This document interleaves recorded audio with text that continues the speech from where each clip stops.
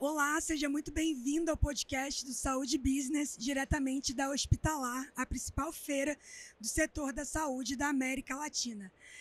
Nós somos o canal oficial do evento, é a primeira vez que a gente está com um estúdio aqui em loco e aqui a gente vai detalhar melhor todos os assuntos que estão sendo discutidos ali fora no pavilhão do São Paulo Expo.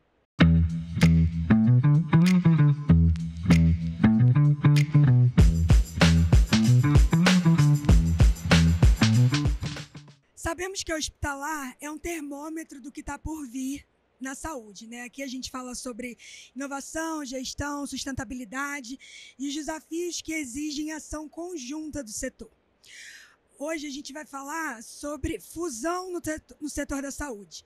Quando a gente pensa nesse tema hoje, não tem como não pensar na fusão das áreas de hospitais da DASA e da Amil, que deu origem à Rede Américas. Esse é o assunto do momento. E para falar desses bastidores dessa fusão, que agora se encontra no momento de integração, a gente recebe Rogério Reis, vice-presidente de hospitais da Rede Américas e também colunista do Saúde Business, com muito orgulho. Seja muito bem-vindo, Rogério. Obrigado você, Amanda, pelo convite. Prazer em estar aqui com vocês da Saúde Business na Feira Hospitalar. Eu vou trazer aqui alguns números relacionados a essa fusão, Rogério, para a gente entender a magnitude dessa operação, né? Agora a rede tem 25 hospitais com 4.400 leitos, são mais de 30 mil colaboradores. A maioria dos hospitais está localizada na região sudeste, no Distrito Federal.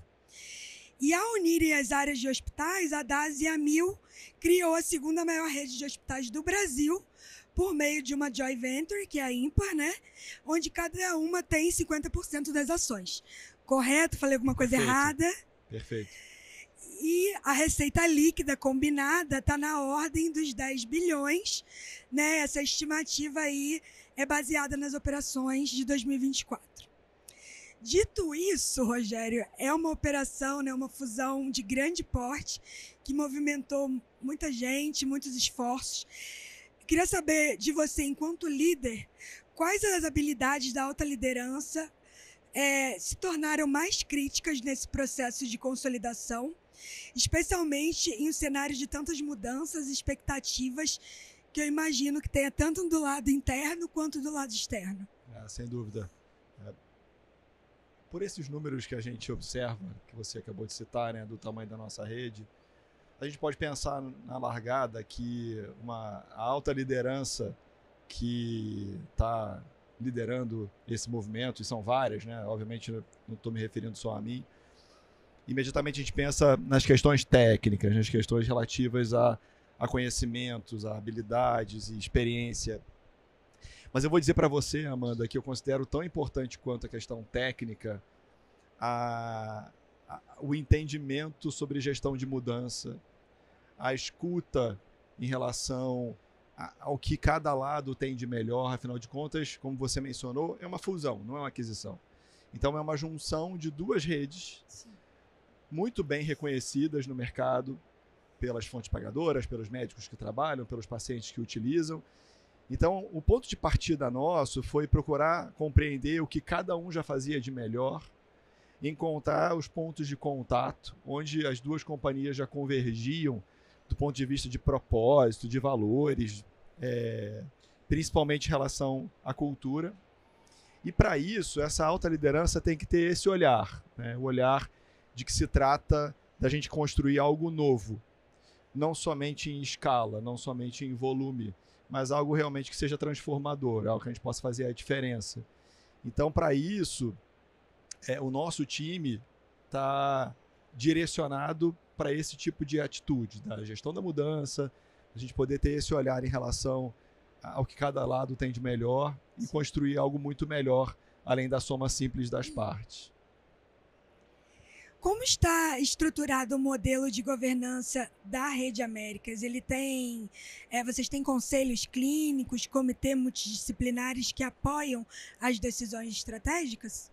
O acordo entre acionistas já previa, obviamente, a formação de um conselho de administração com componentes da DASA, componentes da Amil e também componentes, portanto, conselheiros independentes. Então, hoje nós temos um conselho de administração muito interessante, com 9 membros, todos com grande contribuição do ponto de vista estratégico, onde nós devemos chegar para o direcionamento do comitê executivo, incluindo os independentes, gente muito experimentada de mercado, com bastante experiência em relação à condução de grandes empresas. E esse conselho de administração, obviamente, como outros, conta com comitês. Um dos comitês que já tinha sido estabelecido desde do acordo de acionistas assinado lá atrás, antes do closing, era um comitê clínico. Por vários motivos, né? Para a gente ter certeza de que vamos manter sempre o paciente no centro, que é um pilar das duas empresas, e por isso, inclusive, nós definimos que o nosso propósito é paixão por cuidar. Na Amil, a Amil diz, né, que o propósito é nascemos para cuidar, e na DASA, paixão por pessoas. Da junção dos dois, a Américas nasce com paixão por cuidar, que retrata perfeitamente quem nós somos e o que nós respiramos, o que a gente quer fazer. E para isso, esse conselho, então, elege um comitê clínico que tem por função ser o grande guardião de todas as iniciativas médicas, assistenciais, a questão dos indicadores de desfecho, os indicadores clínicos, não somente por ter uma operadora de saúde como acionista. Então, obviamente, a gente precisa ter a certeza de que a gente não está num jogo de soma zero, a gente está gerando valor como operadora de saúde. Sim. Sendo que a nossa missão é fazer isso para todas as operadoras de saúde. Então, não ser algo exclusivamente para a Amil. Até por isso, essa rede é uma rede independente, de governança independente, senão poderia ter ficado na Amil.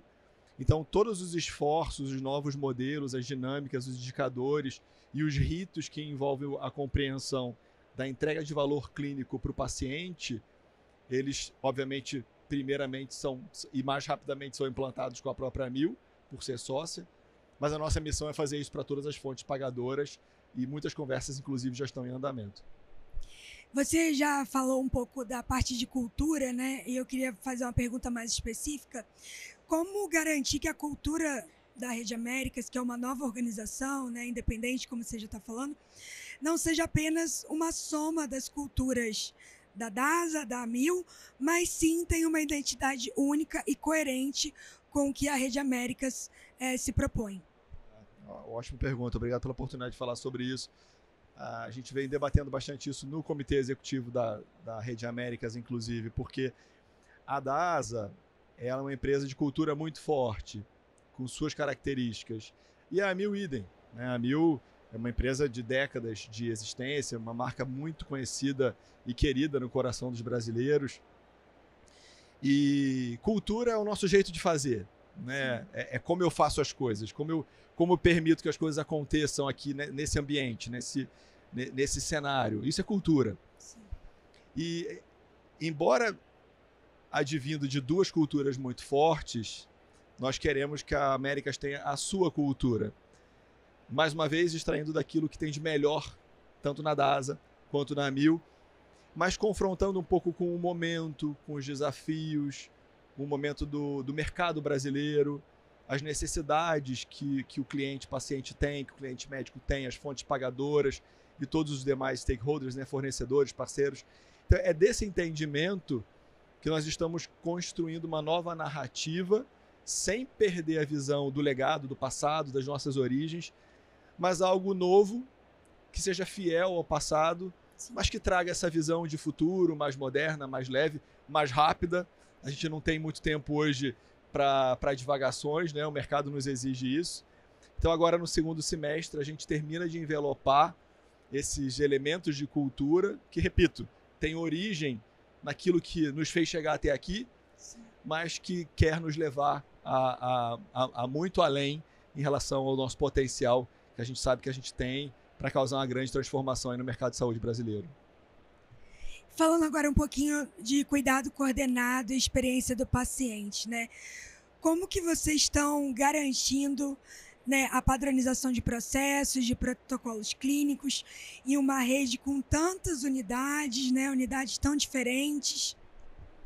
Bom, experiência do paciente e protocolos clínicos. Sendo a nosso propósito paixão por cuidar, o cuidado impõe essas duas frentes. Tanto a qualidade que é ofertada, portanto, indicadores concretos, objetivos, tanto de desfecho direto como indireto, e esses são sempre monitorados, já eram monitorados e a gente reforçou o time e quais indicadores a gente elegeu como indicadores assistenciais estratégicos. Mas essa qualidade, ela também precisa ser percebida pelo paciente. Porque muitas vezes um hospital ele pode ter os melhores indicadores de desfecho, de taxas de infecção e outras situações relacionadas à assistência à saúde, e o paciente eventualmente não perceber, porque ele não se sente tocado, ouvido, ele não se sente acolhido. E é aí que também entra a nossa área de experiência do cliente. Hoje são duas áreas que respondem para mim na estrutura. Então, tanto a área que é a diretoria médica quanto a diretoria assistencial / experiência do cliente, justamente porque nós entendemos como dois focos estratégicos, não poderia deixar de ser. Cada empresa, obviamente, precisa ter a sua sustentabilidade financeira, mas a gente sabe que ela não é perene se a gente não garantir a nossa razão de ser, que é cuidar do paciente. E por isso os indicadores assistenciais e de experiência, que é a qualidade percebida, são sempre o nosso foco. E para concluir a resposta, essas são duas áreas que a gente fez a integração mais rápido, porque a integração de sistemas ela é mais lenta, a integração eventualmente de práticas contábeis ela demora um pouco mais tempo, mas a integração de processos relativo à qualidade médica e da experiência nós concluímos já no primeiro mês. Em virtude de entendermos que é o core, é a nossa razão de ser. Então podemos dizer que os pacientes eles não estão percebendo o que está acontecendo, está sendo de uma maneira fluida, ou pelo menos essa é o desejo de vocês. Nós desejamos que eles não percebam quando houverem, obviamente, atropelos numa integração, mas nós desejamos que eles percebam os avanços, né? E já temos visto, inclusive, algumas mudanças já são percebidas por alguns dos nossos clientes e medidas pela pesquisa NPS em relação já aos primeiros 45 dias de algumas mudanças positivas que foram feitas. E repito, tanto em hospitais originalmente da DASA quanto em hospitais originalmente da AMIL, aqui não há nenhuma ideia de prevalecer um lado sobre o outro. A gente quer que prevaleça a boa prática, a boa experiência. Então, mas sim, eu entendi a sua pergunta, eu concordo com você. A parte de integração de sistemas, que é um pouco mais dura, né? Virar um sistema, isso muitas vezes, e é por isso que ela não é tão rápida, porque a gente quer um planejamento que começou muito antes do closing, para que ela aconteça de forma suave, fluida, de modo a não impactar nenhuma operação e principalmente a segurança dos nossos pacientes. E como é que a Rede América está integrando a atenção hospitalar com outros níveis de cuidado, como ambulatório, atenção primária, o pós-alta, dentro do conceito de cuidado coordenado? Na Rede Américas, nós temos uma rede formada por hospitais, por centros de oncologia e uma rede ambulatorial. Então, esses são os pilares da nossa rede. A nossa rede não contém outros elos da cadeia de saúde, como, por exemplo, a atenção primária, que você mencionou, ou mesmo a internação domiciliar. E como que a gente resolve essa equação? Através de parcerias. Então, essas parcerias, elas existiam antes, tanto previamente na AMIL quanto na DASA. A DASA, originalmente, no seu conceito de ecossistema de saúde, tinha atenção primária, tinha internação domiciliar. Então, nós já trazíamos essa experiência de fazer a navegação do paciente, uma jornada fluida, evitando a recorrência negativa, que é da reinternação, por exemplo, ou uma internação desnecessária. Então, com essa experiência que nós já tínhamos na DASA, nós trouxemos para a Rede Américas, com a diferença que esses outros ativos não são próprios nossos, e sim parceiros, e que algumas vezes são diferentes em regionais diferentes. E por isso a gente tem, dentro da área médica, a área que é justamente da coordenação desse cuidado. Embora não sejam nossos ativos, nós precisamos garantir que isso aconteça, seja antes da internação ou no cuidado pós-alta. E falando agora um pouco mais de tecnologia voltada para a gestão, Como a rede está adotando tecnologia, inteligência de dados para apoiar as decisões clínicas e administrativas e, logicamente, fazer todos os sistemas se integrarem, né, nesse momento novo da rede. É interessante quando a gente pensa em dados, em tecnologia, gestão baseada em dados. Esse ano eu faço 50 anos e eu sou médico, e quando eu comecei a navegar em gestão, só tinha uma área dos hospitais que tinha esse DNA de gestão baseada em dados, que eram as terapias intensivas, né? Então, por serem pacientes muito graves, muitos monitores, muitos parâmetros, já parece que descrito desde os anos 70, a questão de painel de indicadores, gestão baseada em dados, evidências. E a saúde foi buscar isso muito depois, ao contrário de outras indústrias. Por que eu fiz essa olhar para o passado? Hoje, é impossível imaginar alguém fazer uma gestão de um hospital, de uma clínica, de um plano de saúde, sem uma gestão baseada em indicadores. Só que não dá mais para ser indicador em planilha, que é extraído depois de uma base, de um sistema, 30 dias depois. Já mudou tudo. Já mudou tudo. Então, a inteligência artificial, que vem acelerar uma série de interpretações que antes eram feitas por analistas, os painéis de BI, no nosso caso, por exemplo, a construção de uma célula de inteligência e performance, ou um command center, como podemos chamar, facilita demais essa visualização rápida dos desvios e a correção rápida da rota quando eventualmente é preciso de uma correção, ou obviamente a retroalimentação positiva de que aquilo está indo bem e que pode ser escalado. Então, essa é uma frente estratégica, obviamente, em qualquer integração, nesse caso ou em outro caso. Há um desafio grande, porque são 25 hospitais, como você mencionou, e a Rede Américas também administra mais 2 hospitais, que societariamente ficaram na DAS. Então, sob a nossa responsabilidade, nós temos 27 hospitais, 25 próprios e 2 sob gestão. E, sim, precisamos integrar sistemas que ainda não estão integrados, substituir alguns deles, mas a base de dados do Data Lake para os indicadores vitais para a gestão, tanto clínica quanto administrativa, também já está pronta, o que dá a gente alguma segurança, mas é uma segurança sem um conforto, né? Porque a gente quer mais. Então tem bastante mais por vir.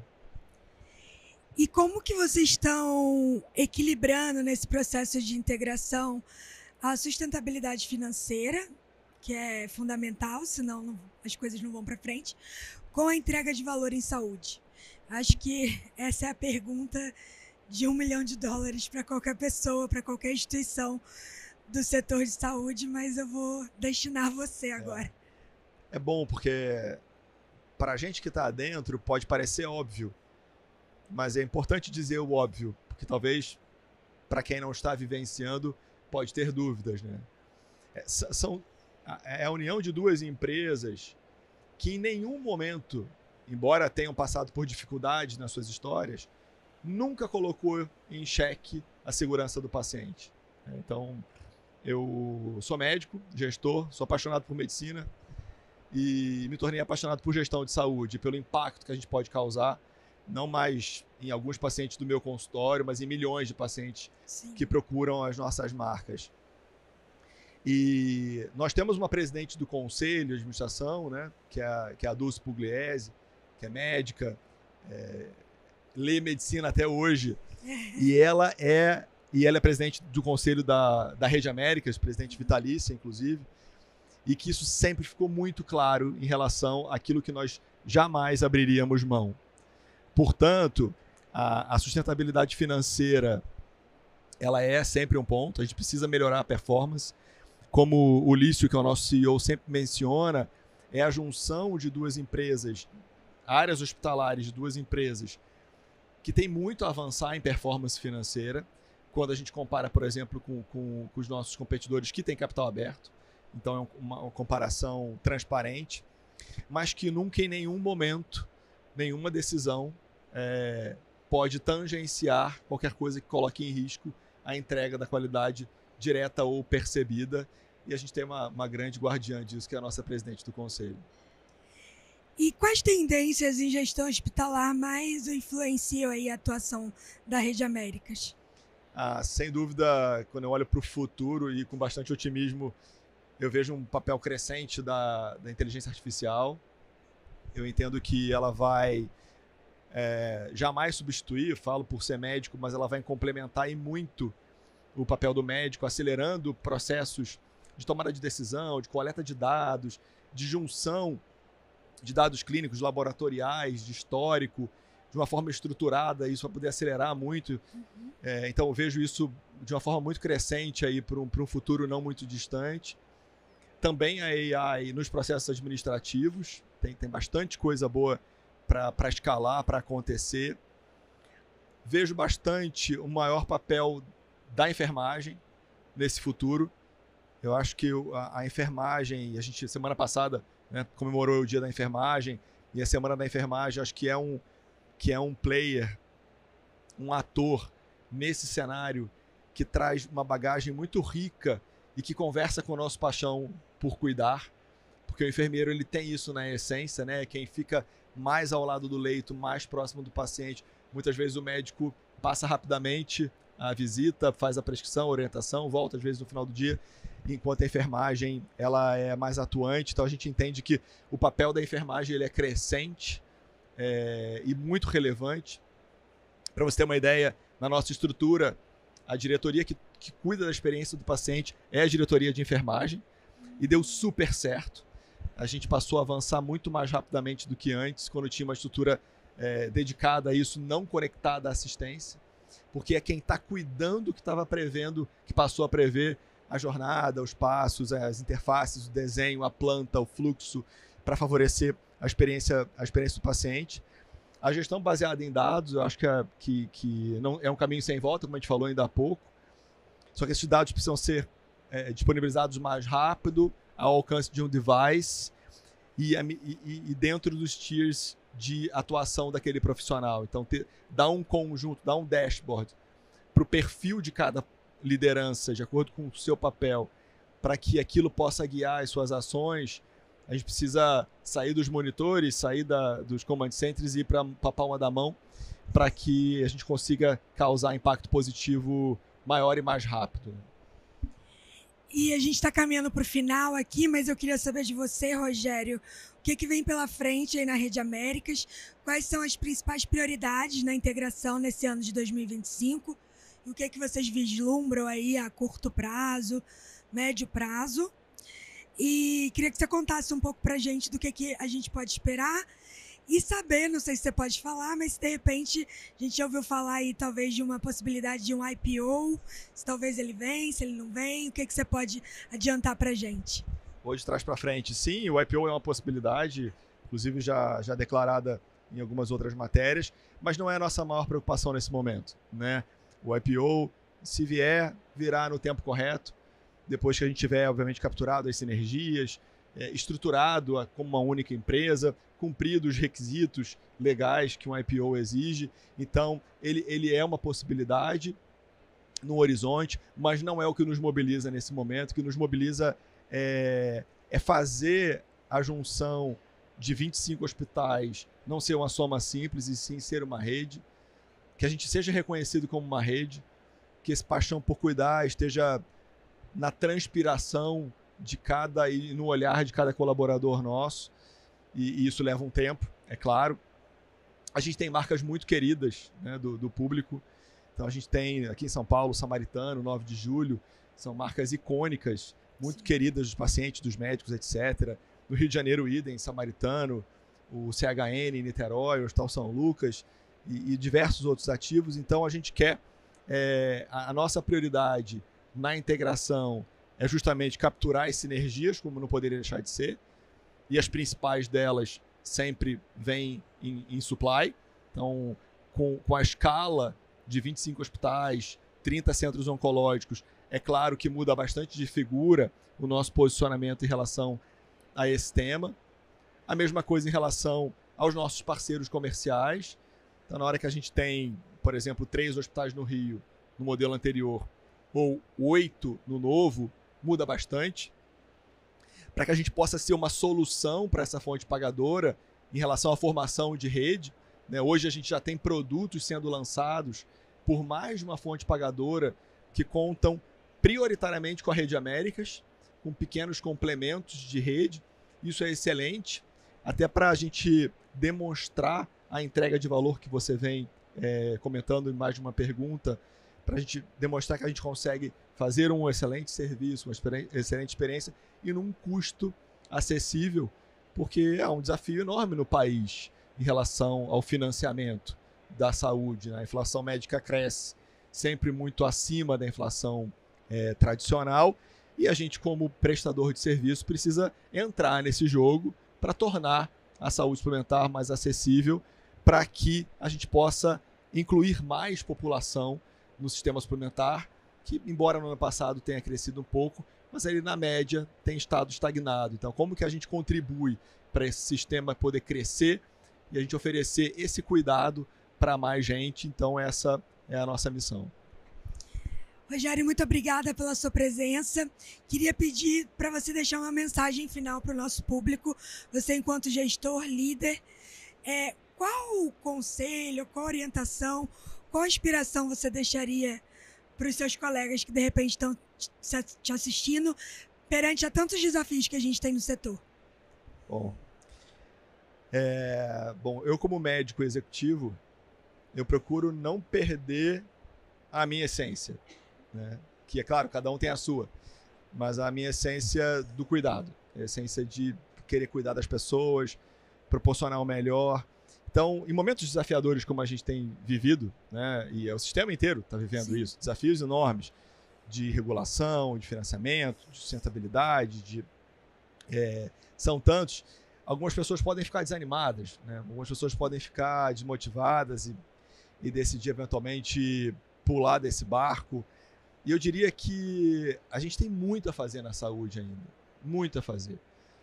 E se a gente tiver eu ia dizer geração, mas geração pode conotar idade. Vou dizer, se a gente tiver uma turma boa de gente que acredita no bem, que acredita que pode causar um impacto na qualidade, na vida das pessoas, de forma sustentável, e com isso a gente fazer uma transformação do ponto de vista de acesso, acho que isso vale uma vida, né? Vale uma vida, vale as dificuldades, vale as noites de sono, vale, enfim, as tensões que cada um sofre por conta dos seus momentos, mas a recompensa é muito grande. Eu acho que esse propósito a saúde tem.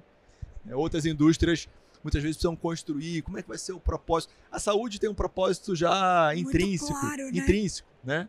E independente do tipo de segmento, se é operadora, se é prestador, se é indústria farmacêutica, se é fabricante, se é fornecedor de software, mas quando a gente detecta que aquela nossa ação está salvando uma vida ou está encurtando um tempo de sofrimento, isso vale qualquer noite de sono, como mencionei aqui, embora eu durma bem.